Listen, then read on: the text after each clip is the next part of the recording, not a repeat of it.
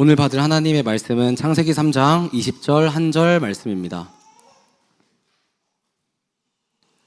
창세기 3장 20절 말씀 우리 한 목소리로 합독하겠습니다. 아담이 그의 아내의 이름을 하와라 불렀으니 그는 모든 산자의 어머니가 됨이더라. 아멘. 목사님 말씀 전해주시겠습니다.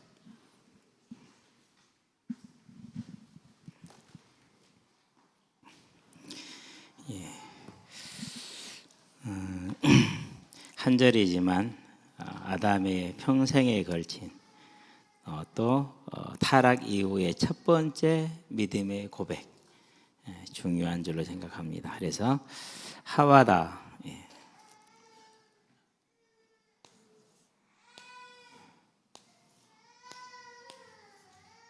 이렇게 씁니다.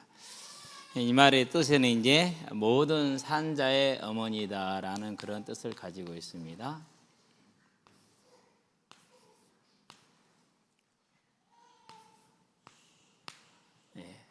모든 산자에게 엄마란 뜻이 어머니, 전부, 생명을 가진 모든 자의 어머니, 이제 이런 이제 의미를 가지고 있습니다. 몰라도 됩니다. 저야 이제 구약 이사야서를 전부 다 이렇게 주석을 보면서 정리를 했잖아요. 그런데 계속 이렇게 히브리어를 이제 쓰고 또 이렇게 옮기고 하다 보니까, 그렇고 또 이제 창세기를 하면서는 본격적으로 좀 히브리어를 이렇게 이제 공부를 시작을 했거든요. 아쉬워요.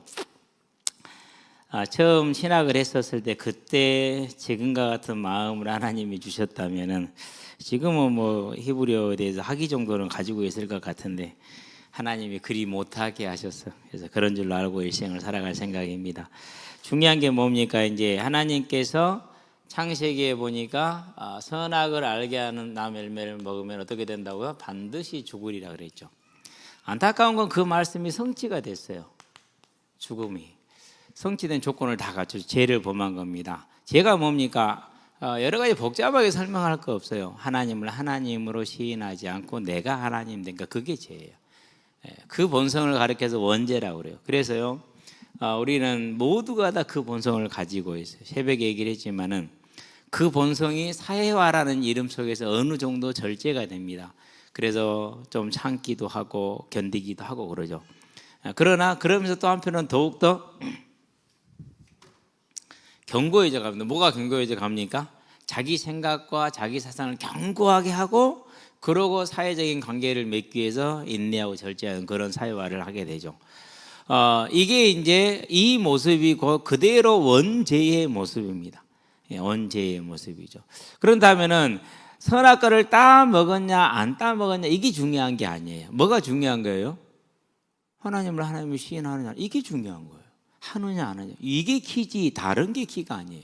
그래서 지금도 많은 사람들이 의문을 가져. 나는 안 따먹었는지. 아니, 지금 너는 네 마음속에 이미 따먹고 있잖아. 삶에 따먹고 있잖아. 하나님을 시인하지 않는 거. 그걸 이제 대표적으로 보여주는 구절이 로마서 1장 18절부터 32절까지, 3절임 2절이며 거기까지 이제. 그렇기 때문에 이 진노가 모든 불의를 행하는 자들에게 하나님이 하늘로부터 내려오게 돼요. 피할 수가 없죠. 절대로 못 피합니다. 자, 어쨌든 간에 죽음이 이루어졌어요. 그러고 알면서 뭐가 됩니까? 이제 확증적으로 19절에 뭐라 그럽니까? 너는 흙이니 흙으로 돌아가라. 사망을 선포하죠. 조건이 완성이 됐기 때문에 하나님이 언약을 따라서, 법을 따라서 하나님이 선포하십니다. 그럼 이 흙으로 돌아가라는 말씀 속에는 단순한 게 아닙니다. 뭐가 있습니까? 첫 번째, 뭘 뺏깁니까? 생명과를 뺏깁니다. 하나님이 불칼을 두어서 지키게 하셨죠. 못 보게 하는 겁니다. 자, 그런데 뭐가 옵니까? 이제 수고하고 땀을 흘려야 먹을 수 있는 삶의 의식주의 문제가 옵니다. 그렇죠? 그런 다음에 진짜 문제가 뭡니까? 모든 자연이 어디 가는, 하나님의 진노 가운데 들어간 만물이. 그래서 로마서에 보니까 8장에서 뭐라고 그럽니까? 자, 모든 만물이 탄식함으로 그 허망한 데 굴복한 것은 자기들의 뜻이 아니요 굴복하게 하시는 이의 뜻이라고 그랬어요. 20절에. 자, 그러면 이 굴복하게 하시는 이의 역사, 즉 19절에 이 흙으로 돌아가라는 이 하나님의 역사가 뭐 때문에 왔습니까? 그건 아담의 죄 때문에 온 거잖아요. 이걸 뭐 한 겁니까? 아담이 목도를 하는 겁니다. 자, 그런데 여기서 이제 중요한 게 이와 같이 죄인이 되니까 무슨 일이 벌어집니까? 창세기 3장이죠. 7절부터 13절입니다. 자기들의 죄를 감춥니다. 하나님께 나가지 않습니다. 하나님이 찾아오고 부르니까 숨습니다. 그리고 와서 이제 그래서 불러내서 따져서 물으니까 변명하면서 원망을 합니다. 뭐 하지 못해요? 회개하지 못해요. 절대 불신자는 자기 힘으로 회개를 할 수가 없습니다. 안 됩니다. 그 어떤 종교도 회개라는 건 없어요. 왜요? 회개는 내 죄, 곧 하나님을 하나님으로 섬기지 않는 그것을 버리고 하나님께 돌아가는 것인데 그게 안 되는 거잖아요. 그렇죠? 자, 이걸 이제 사망의 첫째 모습이다 그래요. 그러면 지금 또 이전에 불신자였던 저와 같은 사람들이 분명히 살아있는데 뭐한 자예요? 죽은 자죠. 그러니 이 모든 세상의 사람을 보는 눈, 이게 죽은 자입니다. 자, 이 죽은 자에게 두 번째 죽음입니다. 그게 뭡니까? 열왕기에 보니까 다윗이 그렇게 얘기를 합니다. 2장 2절에서 뭐라고 말합니까? 모든 사람이 가는 길로 나도 가게 됐다라고 말합니다. 신약에서는 히브리서에 뭐랍니까? 한 번 죽는 것은 모든 사람에게 정하신 것이라고 그럽니다. 이제 육신의 죽음입니다. 그런데 이 육신의 죽음은 누구도요? 믿는 저와 여러분에게도 있는 겁니다. 믿는 저와 여러분에게.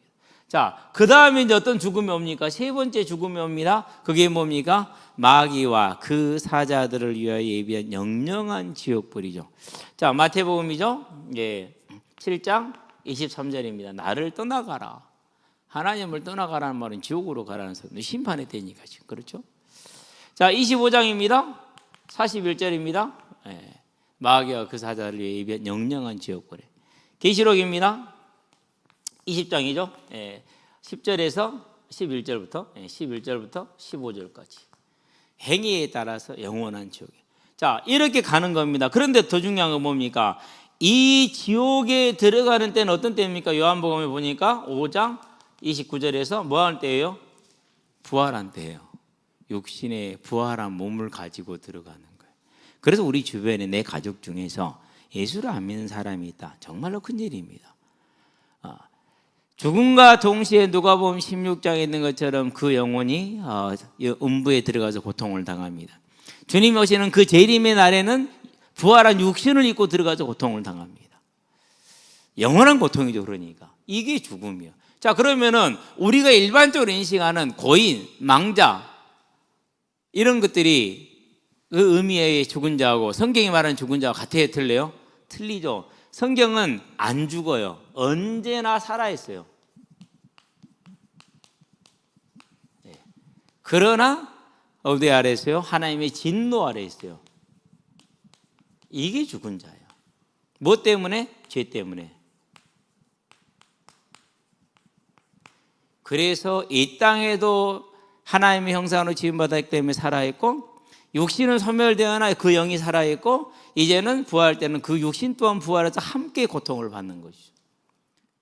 그래서 우리가 말할 때 죽은 자라는 의미는 우리가 아는 그 사람이 죽었다 그런 개념이 아니라는 거. 성경적으로 우리는 이 사실을 알게 되길 바랍니다. 자, 그러면은 이런 사망에 있는 스스로 회개도 못하는 죄인을 향해서 죽은 자를 향해서 하나님이 뭘 주십니까? 하나님이 언약을 주셨습니다. 이 언약은 그냥 주신 게 아닙니다. 무엇과 함께 주셨습니까? 이 언약이 선포될 때 성령의 역사가 아담에게 이루어집니다. 그것이 창세기 증거가 있습니다. 6장 3절입니다. 다시는 내 영이 저들과 함께하지 않을 것이다. 그 말은 무슨 말이에요? 언젠가 다시 주었다는 얘기잖아요. 그렇죠? 죄를 지었었을 때 창조 때 당신은 하나님이 함께했습니다. 죄를 지음으로 하나님의 영이 떠나셨습니다. 그러나 다시 회복의 언약을 주십니다. 그래서 성령을 함께 주셨다는 거예요. 그래서 이걸 성령의 역사를 주셨다 이렇게 표현을 해야 되겠습니다. 물론 제가 논문을 쓰거나 안 그러면 이걸 가지고 뭘 이렇게 신학적인 주장을 하거나 그런 것이 아니기 때문에 문제되지는 않습니다. 그렇다 할지라도 제가 보는 선에서 문제가 될 수 있는 소지 있는 것은 막아야겠죠. 성령의 역사를 주십니다. 저와 여러분들에게 이 성령의 역사가 항상 함께하게 되기를 바랍니다. 왜 그렇습니까? 이 성령의 역사가 있어야만 우리는 이 하나님의 생명의 길을 뭐 할 수 있어요? 볼 수 있고 알 수가 있는 거예요. 성령의 역사가 없으면 절대 죽었다 깨어나도 몰라요. 지금 사람들이 예수 모르는 사람 누가 있어요? 12월 25일 성탄절 모르는 사람 없잖아요. 그렇죠? 믿는 사람은요? 극히 일부요. 무슨 말입니까? 선택의 택하심의 역사가 있어야 돼요. 자, 그런데 성경은 두 가지를 함께 말합니다. 뭐 다 쓸 수는 없고 워낙 뭐 구절이 한 열 몇 개 돼버리니까 한번 정리를 해봤습니다만은 대표적인 것만 합시다. 자, 마태복음입니다. 오늘 본문에 나왔으니까 16장이죠. 사람들은 예수님이 행하시는 것과 그의 말을 다 봤어요. 나인성 과부의 아들을 관에서 꺼낸 걸 봤어요. 야이로의 딸을 죽음에서 살려내는 걸 봤어요.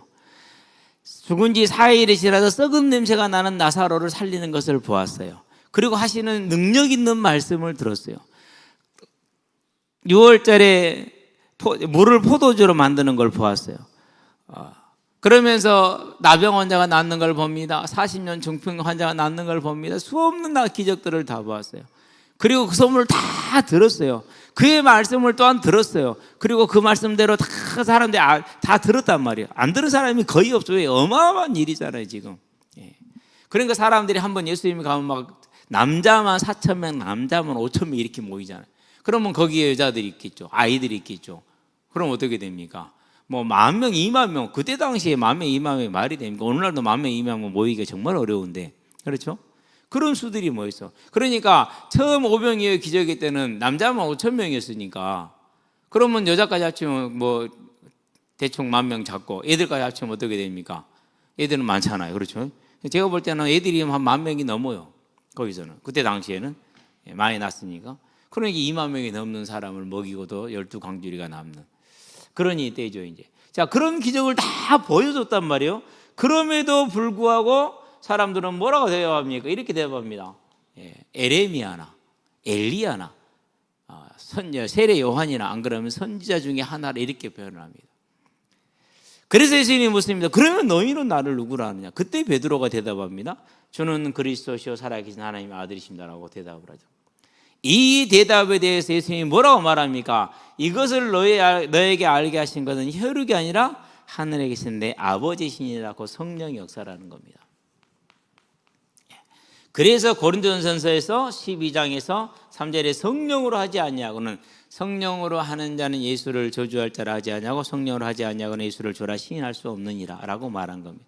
그렇다면은 하나님이 이 언약의 말씀을 주실 때 아담에게 뭘 함께 주셨어요? 성령의 역사로 함께 하신 거예요. 자, 이제 뭘 보는 겁니까? 아담이 자기 죄를 보는 겁니다. 성령이 함께 아담이 자기 죄를 보는 거예요. 그럼 그걸 깨닫게 됩니다. 이제.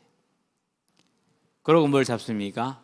이 언약을 잡습니다. 그 언약을 잡는 그의 믿음의 고백이 뭡니까? 그것이 자기 아내의 이름을 여자에서 뭐로 바꾸는 거예요? 이샤에서 하와로 바꾸는 거예요. 그래서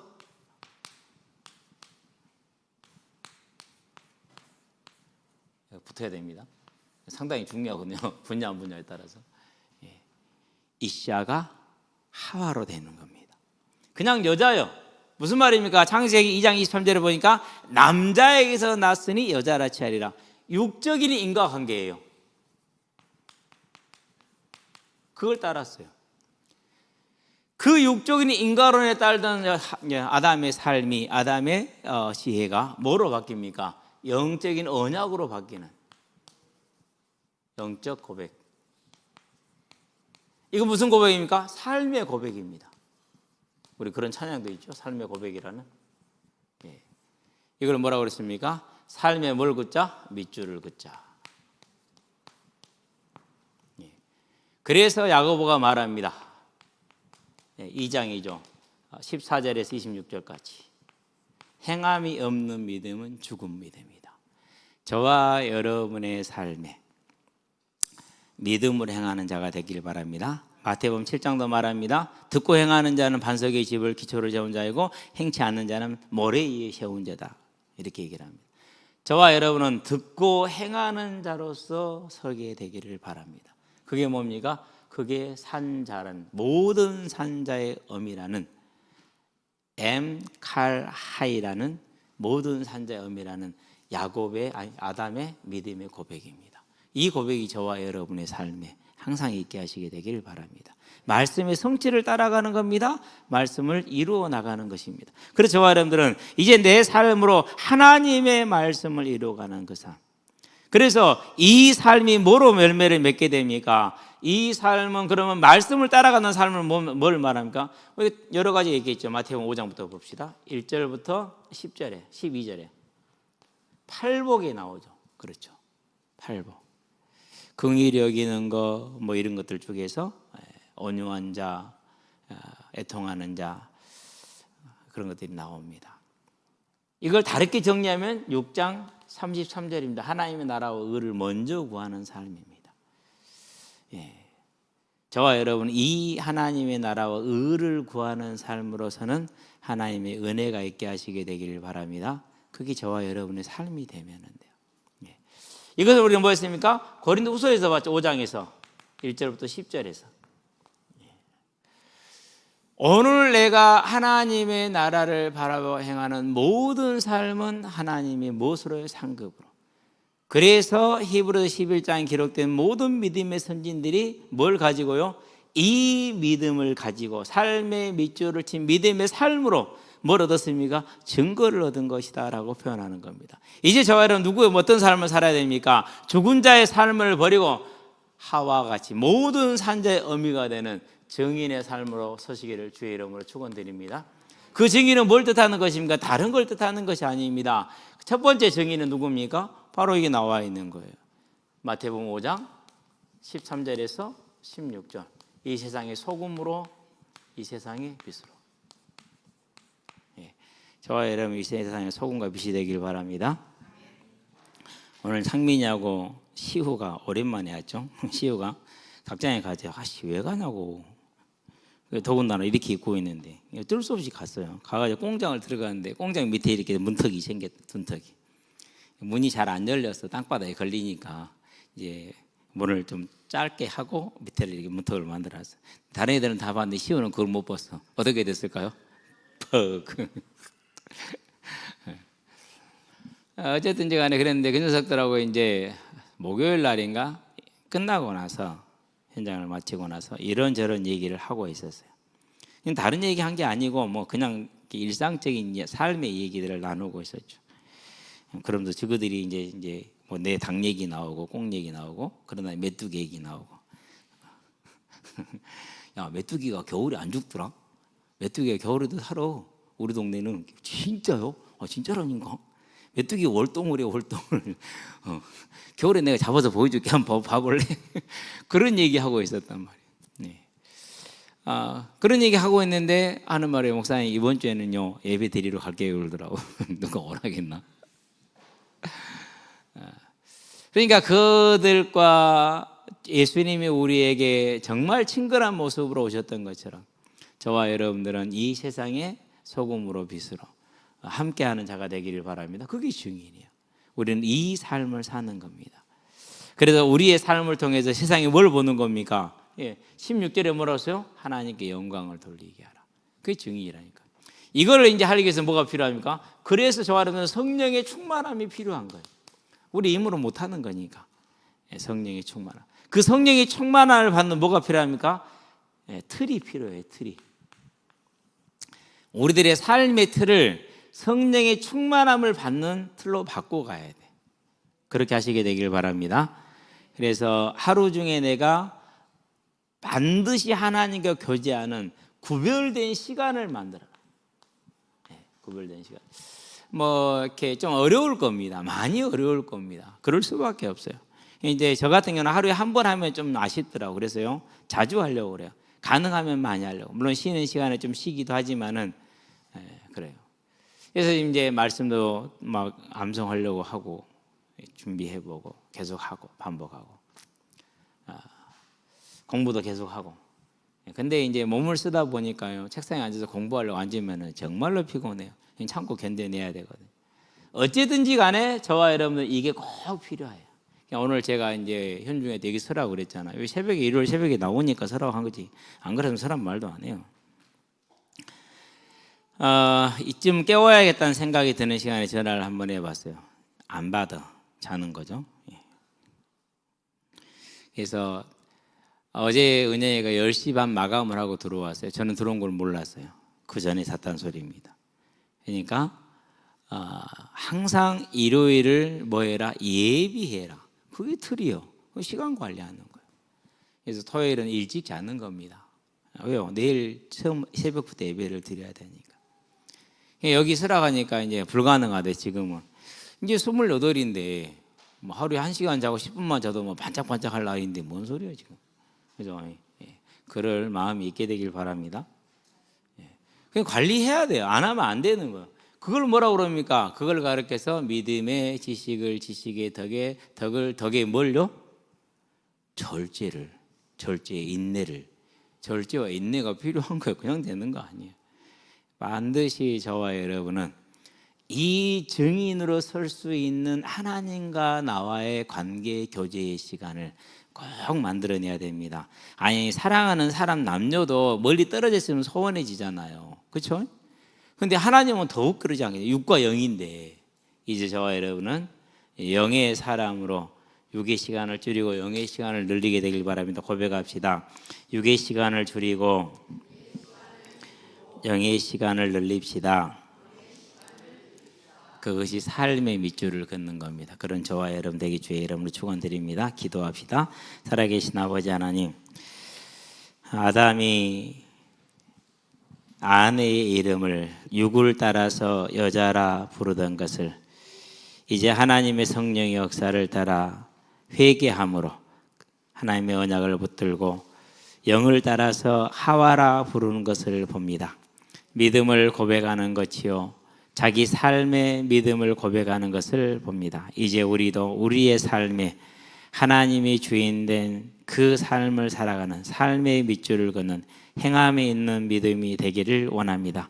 그 행함에 있는 믿음을 위해서 하나님과 나와의 관계를 유지할 수 있는 영의 시간을 반드시 확보할 수 있도록 우리에게 은혜를 더하시고 인내와 절제를 도와주시며 그 인내와 절제를 통해 하나님과 교제함으로 이제 육의 사람이 아니라 영의 사람으로 세워져서 모든 사람을 살리는 산자가 되게 하시기를 그리스도신 예수의 이름으로 기도합니다. 아멘. 이제는 우리 주 예수 그리스도의 은혜와 하나님의 무한하신 사랑과 성령님의 내주교통 역사하심이 여자에서 하와로 변화된 육에서 영으로 변화되어 모두를 살리는 하나님의 증인으로 서게 될 우리 성도들과 가정과 가문과 산업 현장 위에 지금부터 영원토록 함께 계실지어다. 아멘.